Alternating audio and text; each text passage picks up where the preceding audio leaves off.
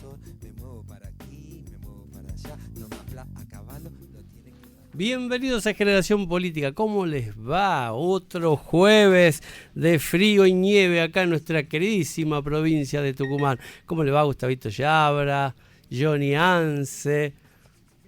¿Y están los dos nada más? Bueno, está bien. No, está bien. Está bien. Rodrigo Carabajal, muchísimas gracias por hacernos el aguante jueves a jueves. Bueno, le quiero contar a todos los que nos están escuchando y esperan este programa.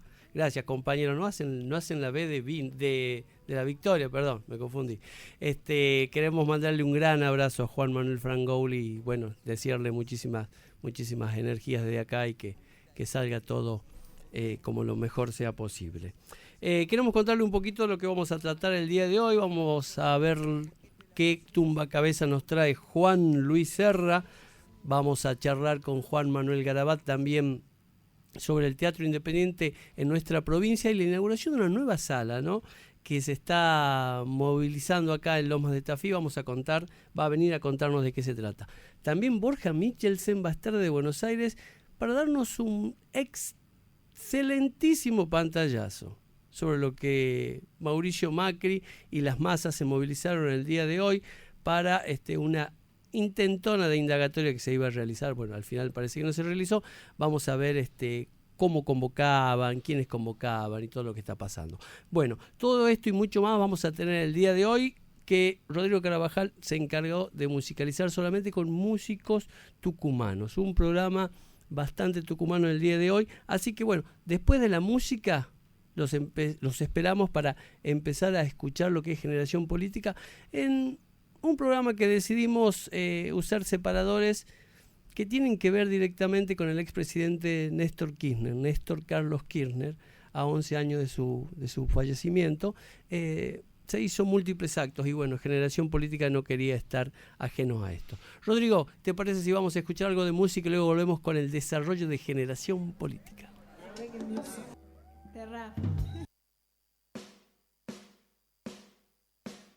No estamos en el negocio de la política, estamos en la transformación de la patria. Me tocó salir al mundo a poner la cara por la Argentina y había sectores aquí en la Argentina que decían: miren cómo se pelea el presidente, mire cuánto se pelea.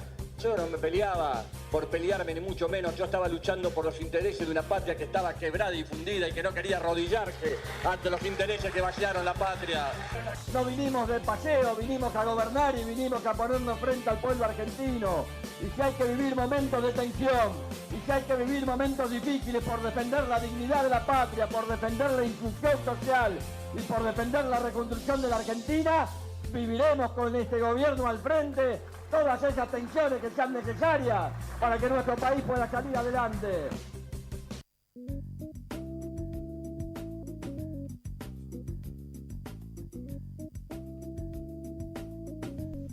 Podés comunicarte con Generación Política al 3815-51-8408. 3815-51-8408. Escuchábamos a Néstor Carlos Kirchner, un presidente que vino a cambiar el paradigma sobre lo que era ser el gran conductor de un pueblo. La editorial de hoy vamos a hablar de ideologías, de cómo estas ideologías tienen una doctrina, cómo estas doctrinas son ejecutadas por conductores, por personas, cómo algunas personas tienen una autorreferencia sobre la realidad, la que los rodea, y cuál es la trampa en la cual se puede caer y terminan arrastrando a la totalidad del pueblo hacia la felicidad o hacia la tristeza. Una ideología es una manera particular de ver el mundo, es una cosmovisión que nosotros podemos llegar a tener sobre una situación determinada. En este caso, sobre la conducción de un país.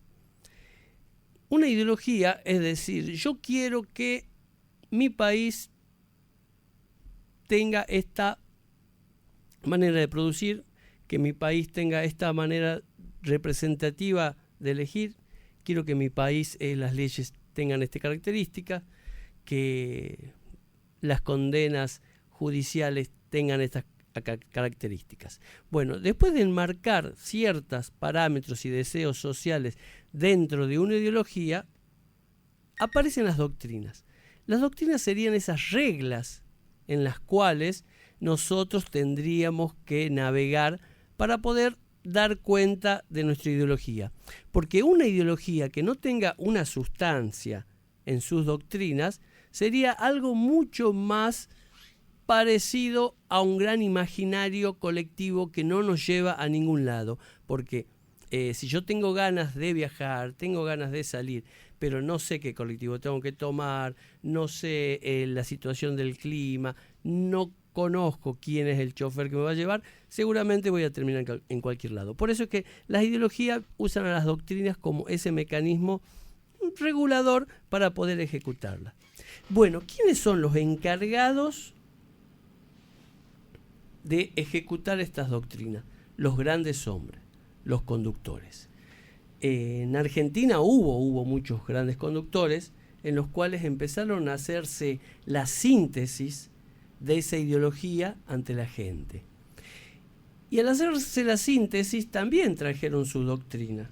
Y Néstor Carlos Kirchner fue una de esas personas que se puso la doctrina, no quiero usar el término confrontativa, pero sí de rebeldía ante los poderes impuestos que veníamos arrastrando ideológicamente y doctrinariamente en los ejecutivos a nivel nacional.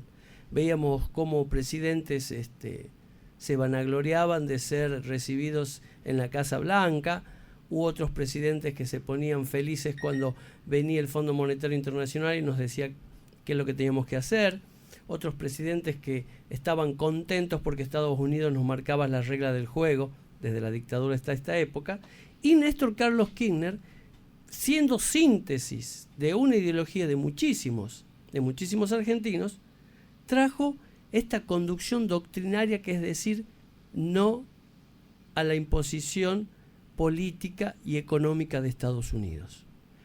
Un momento histórico que él supo leer y supo ser la síntesis. Y vuelvo a repetir esta palabra porque tenemos que tener en cuenta, ningún conductor llega a conducir a su pueblo, a ser referente de si no existe ese pensamiento en común de lo que uno quiere como país. Y Néstor Carlos Kirchner se planteó desde siempre. Y como escuchábamos el separador que nos compartía Rodrigo, nos decía, nosotros como argentinos no vamos a hacer el juego de Estados Unidos. Venimos a pelearnos con quien tengamos que pelearnos por la felicidad de la patria. Y tal vez esa frase nos recuerde a los grandes próceres que tuvo Argentina, San Martín, Belgrano, que ante las imposiciones culturales belicosas doctrinarias que traía la corona española y la corona inglesa, supo decir no, primero los argentinos. Creo que esa síntesis de rebeldía era la que solicitábamos todos los argentinos, de un conductor que supo ver una ideología y generar una doctrina que muchos le llaman el kirchnerismo. Él no le gustaba que por ahí lo llamen el kirchnerismo al movimiento político, pero la gente se empieza a autorreferenciar con muchas cosas. El kirchnerismo vino a ser mucho más progresista que el peronismo ortodoxo. El kirchnerismo vino a dar bases contextualizadas dentro de las nuevos paradigmas sociales que existía. Vino a dar derechos que ideológicamente el peronismo lo viene haciendo desde siempre consagrando derechos hacia la gente. Pero estos derechos tenían una doctrina que iban en consecuencia de la lectura social que estábamos haciendo. Un paréntesis, el matrimonio igualitario. Una consecución de derechos contextualizada dentro de los nuevos paradigmas que una sociedad estaba refiriendo. Esta ideología, basadas en la nueva doctrina y en las conducciones de Néstor Kirchner y de hace muy poco de Cristina Fernández de Kirchner, tienen una autorreferencia de la realidad.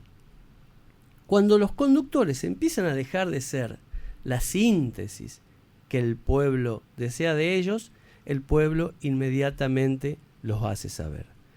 Nosotros, en el Movimiento Nacional Justicialista, la conductora que eligió al presidente, que hoy está a cargo del Ejecutivo, mostró de una manera un poquito, como nosotros dijimos acá en Generación Política, tosca, cuál era el camino que debíamos tomar. Y se empezó a perder una suerte de conducción.